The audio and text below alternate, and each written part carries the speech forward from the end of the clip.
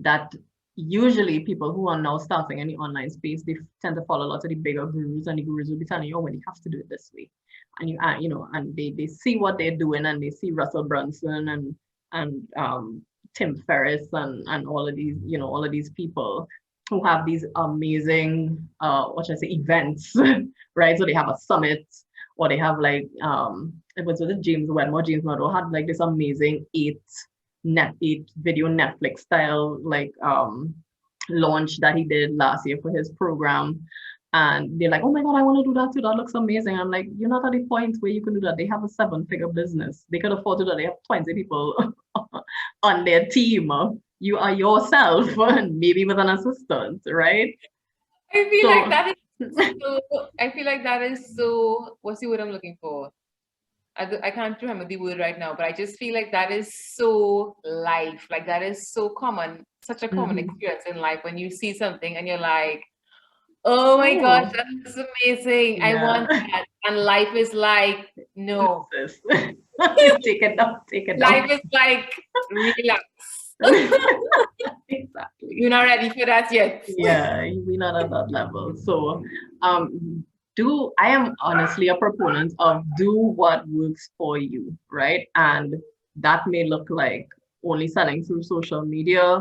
That might look like, having some kind of extended email marketing sequence. That might look like having a workshop. It might look like having a challenge, or and when we say a challenge, it's usually like a 3 to 5 day challenge where you have a live stream video where you help people through something, or you do a live video series where again you help people understand a particular topic or process, or go through a process where they have some kind of be able to achieve something, and then you go into your sales process where you invite them to work with you further. It all depends on what field you're in, what kind of business you have, what your business model is, and what your audience likes, how your audience likes to work with you. So there's no one particular way to actually get this done. There are several different ways and several things that you can try, and it doesn't have to be, the strict, okay, well, you have to do it like the product launch funnel style, or you have to have some big massive event with like 40 speakers, right, to be able to sell something. That is not true. I know people who have sold 6-figure programs with a Google Doc and a PayPal link, right? They didn't have any fancy sales page. They did not have any fancy automated process. um so when you're now starting out, keep it simple. You have to get to the point where you know what sequence of things that have to come together for it to work, what series of things need to happen for it to work. And then when you get to that point, that's where I come in, where I actually automate that entire process for you, right?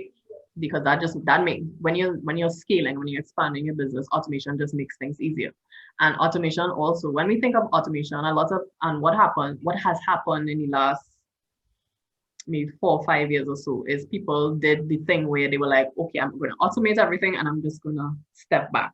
And it became extremely impersonal. So you would sign up to something and they would send you like, 50 emails asking you to buy this thing. And if you don't buy that, then they ask you to buy something else. And it was like just this whole complicated sequence of things, right? And it didn't feel like you were actually talking to someone. It just felt like they were talking at you, right? So what we have realized now is that people still value that, I don't want to say one-on-one relationship, but they value you showing up as yourself because they invest in with you, right? They invest in your brand, they share your values, they share your beliefs, that kind of thing. And that's why they want to work with you. So you need to show up. Automation can facilitate that process without destroying, or without what should I say, distancing you from that relationship. So you can still infuse your personality, you can still infuse your messaging and your values through automation. It all depends on how you actually engage with people through that process. It depends on how what should I say, what your onboarding process is like. So okay, when they do decide to work with you and they make that payment, how do you make them feel welcome into your space, right? And you can personalize that process through automation. So one of the things that I picked up from your response kind of in the earlier, Mhm. kind of like in the first half, is that whole thing of building a business. And I think it probably is applicable even if we were talking about this 30 years ago before online businesses became popular. We're talking about just building a brick and mortar business. But it's not kind of, I can do these three things, and by December, I know exactly how much money I'm going to have. I'm going to make 500,000, and I know exactly what's going to happen. Press and play. By that time, and it's very clear and like an algorithm. Like what I glean from what you're saying is, it really is a process, and it's a very alive process of learning and modifying. So from that, my feeling was, if you're going down this path, there has to be some genuine enjoyment, some kind of really deep connection between what it is you're doing and what it is the vision that you have for the long term. And well, you have to think of the long term, but something in the process itself, you have to be very deeply connected to. Otherwise, it's not if it doesn't happen by a certain time, you're just going to give up, because you have to really enjoy that process of becoming. Yeah. Something that we say a lot here is, what's your why? So you need to, if you want to stick it up on your laptop, or if you want to have it as, your background, what do you call it, your background image on your laptop or on your phone or something. What is the underlying reason that you're even doing this? It could be for your family. It could be because you want a particular lifestyle. It could be because you want to have a certain type of impact and influence on people. So when things get hard, you have to go back to that. You have to go back to the reason why you started this in the first place.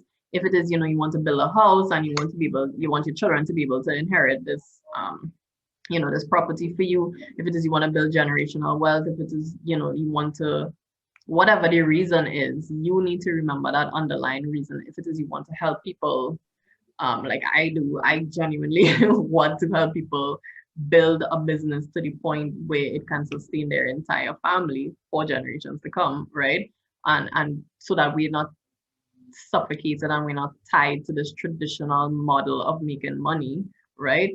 I want to kind of break that mold where we just think, okay, well, we have to get a big walk-in, I don't know, petrician or wherever, to make any significant amount of money. I don't think that is true anymore. I think there's several different ways that, you could build wealth and make money. And so that is my motivation, the fact that, okay, I have been able to get myself to this point, and I am just some average girl from she's a woman from from Trinidad who now lives in Barbados and who's able to do this for people, right? And there is the opportunity for you to do that too, right? So the thing is, you have to be committed to the vision and committed to the reason why it is you started this whole thing in the first place. So as I said, when things get difficult, you could dig into that and keep pushing forward. Yeah. So I actually just noticed that it's 2:00 already, which is very exciting for me, because I feel like one of my barometers when I do interviews is how I feel when it's happening, and if I feel like it's flowing really easily and all that. And this is my first interview for 2021, so I'm feeling very good. I'm very excited.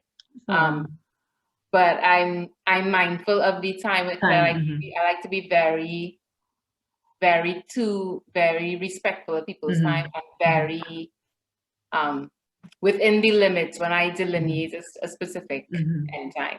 So I'm just kind of looking at my questions there and seeing what to prioritize. Right. So you help persons, I'd mentioned this before when we were speaking, but this is a little different question. So you help persons who have ideas for new digital products and services. You help them figure out how to automate the process of introducing and selling those products and services to their audience. Can you share with us I take it you won't be able to take it through the entire process because that's why it's called a service and people pay you for that. But can you share with us a little bit of your process in terms of how you help clients with it? Okay. So usually they come to me when they have something that they want to sell online. So usually it's a group program, it's a membership program, or it could be an actual course where it's self-paced, where they create a course and they sell it to people and people go through the course on their own time, right? I also do have people sell like one-on-one services. I kind of think if it's what we call high ticket, so that's usually a 4 or 5 figure investment. To work with them, you can sell those things through funnels as well. But basically, it's really understanding, helping them, or getting a better understanding of what their values are, what their offer is, understanding the offer, how to package the offer, how to price it, how to structure the offer, and how to share the value of that offer with their audience in such a way that makes them want to make that investment, right? So that's the first part of it, is understanding your offer, understanding your ideal clients, understanding how to create that messaging around what it is you want to sell, right? Then the second thing is the actual process of selling that, right? So it's what are the steps that they're going to take to be able to make this purchase? What is the what we call the warm-up events? And so how do they get introduced to how you're going to introduce them to your role and what it is you want to sell them, right? You're not selling them anything just yet, but you're introducing them to how it is what your process is, right? What it is you want them to understand before they make that investment, what it is they need to understand, what they need to have in place before they make that investment. Because the truth of the matter is everybody is not your client. Everybody's not at the stage where they're ready to invest with you. So you are talking to the people who have made that shift, whether it's a mindset shift or what we call a belief shift, where they previously held beliefs about this thing, or they thought that this thing had to operate a certain way, and you're there to tell them, no, it does not have to work this way. This is consider this alternative way, and I can help you through that, considering that, and I can help you through that process to get the results that you want, right? So we have this warm-up event where you shift their beliefs, where you teach them something, right? Then after that happens, then you be going into the sales process where you invite them to invest in the offer. Then after that, which is something that a lot of people leave out, is the actual delivery stage, which is, okay, they've invested with you now. How do you actually get them access to what it is they paid for? And that is where a lot of the breakdown happens, because people are great at creating events and throwing events and getting people all excited, but then when the time comes for delivery, it's like, oh yeah, 2 weeks later, right? Yes. So if you automate that process, then you don't have to be scrambling to give people what it is they want, right?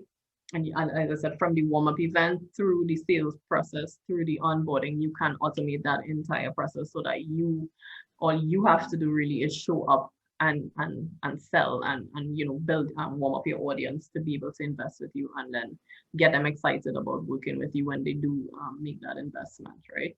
So that is the process in a nutshell. Yeah. Are there any specific examples of solopreneurs that you find have, well, I don't know if I should say you find, but solopreneurs with successful online businesses? And what would you say are the ingredients of their success? And when I say solopreneurs, I think, just as you were saying, even persons who might be categorized as solopreneurs, they may have an assistant, they may have outsourced certain things. But they're still the main face of the brand and the main person driving everything. So it's not some corporate entity. It's still them very much being front and center. There are quite a few that I can think of. There is Eleanor Strong. She's a good one. There's Brittany Lynn Budd. Locally, there is Corey McLean. He's Barbadian. Is Anne, what is her name? Is Anne, I can't remember her surname, but she's she's in into like business strategy and that kind of thing. There's another guy, was it Corey Powell was his name? He's big into social media and that kind of thing. And I'm seeing her face. Chris, Creative Edge. Oh my God, I can't remember her name, but she's really good. Like she is like she again, she that's a Barbadian brand, but she has definitely been leveraging social media and funnels to, build her brand and her business. And she does marketing. So she does like marketing strategy for small businesses and that kind of thing. And she has a really loyal following. And yeah, that's what I can think of right now. But the main thing is really about building that audience and building that sense of community so that people really they're not just passive followers like, oh, this is nice what she says, but they really invest in it, in you and in your belief system and what it is you have to offer, and they understand you and share your values, and they what should I say, they you know them to a point where if you do decide to work with them, it would just be kind of like the continuation of I don't want to say a friendship because it's not really a friendship, but because you have that relationship with them on the that was built from the front end. When the time comes to actually work with them, it's just an extension of that. So it doesn't feel like it's something completely different that you're doing then, right? Yeah. What advice would you give to someone who wants to start an online business? Do your research. Definitely do your research. You need to decide what if because you can do a product-based online business as well, but that is not where I focus on. I focus on digital products and services, so something that you can offer virtually, right? But I don't really do physical products. However, I have worked with people who offer physical products but want to move to offering virtual products, right? um One example is someone I worked with, the first what should I say, health and wellness company in the UK that did food delivery. So they had the physical aspect, which was the food delivery, but I was working with her on the virtual aspect, which was like the health and wellness program. So she had like a membership, and she had courses, and she had coaching programs, that were tied to the food delivery. So you would invest in one of our programs, and then you could order the meals as additional supplementary support through the program, right? So all of these things are just like different models that you can use as well, right? So everybody doesn't have to create a course. Everybody doesn't have to create a membership.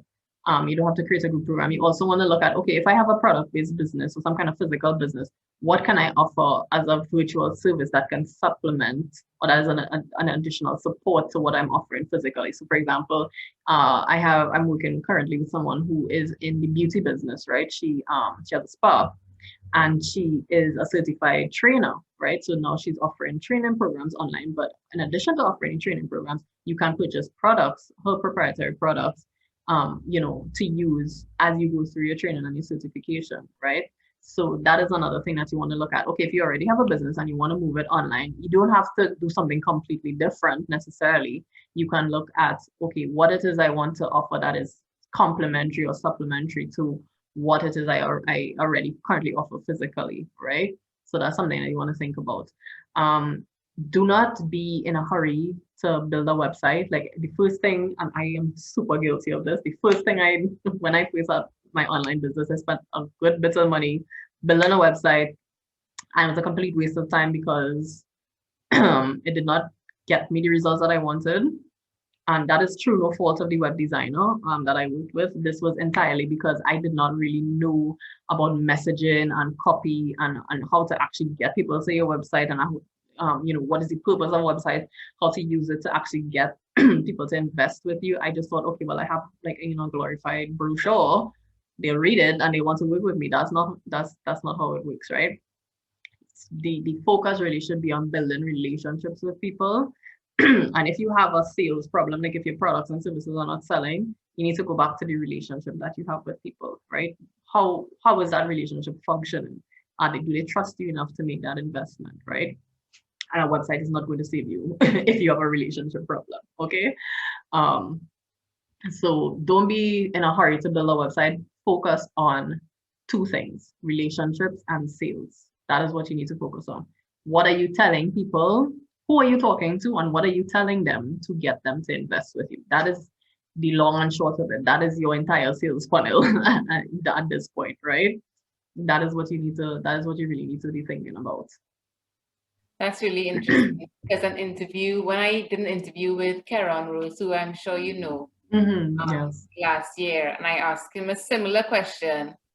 And it's so funny because one of the first things he said was like, get a website. Yeah. And it's so funny because, it just actually highlights to me again, everybody is different. Yeah. And Based on your kind of based on your skill set and your expertise, you would have a certain set of things that you believe in, right? And I'm coming from a marketing standpoint. I'm not a developer. I yeah, am not I do have a technical background. I do marketing tech, but I understand that if you're in the online space and you are looking to make money in the online space, at this point in time, what you really need is a PayPal link or some way for people to pay you virtually, right? Without having to physically show up to exchange money with you. So you just need some way to accept payment online. And you do not need a website necessarily to be able to do that. You could use a PayPal link, you could use a to checkout link, you could use one of those electronic invoice. And I know WePay has like, they have they have a really good platform right now, and they're expanding to other Caribbean islands. There are other companies like CXP and First Caribbean, First Atlantic, and that kind of thing that facilitate online payments as well. If you're at that point where you can what should I say, you're doing high volume payments, right? But you still don't necessarily need a website to be able to have to do any of that. You just need to be talking to people and, as I said, giving them a way to be able to make that investment.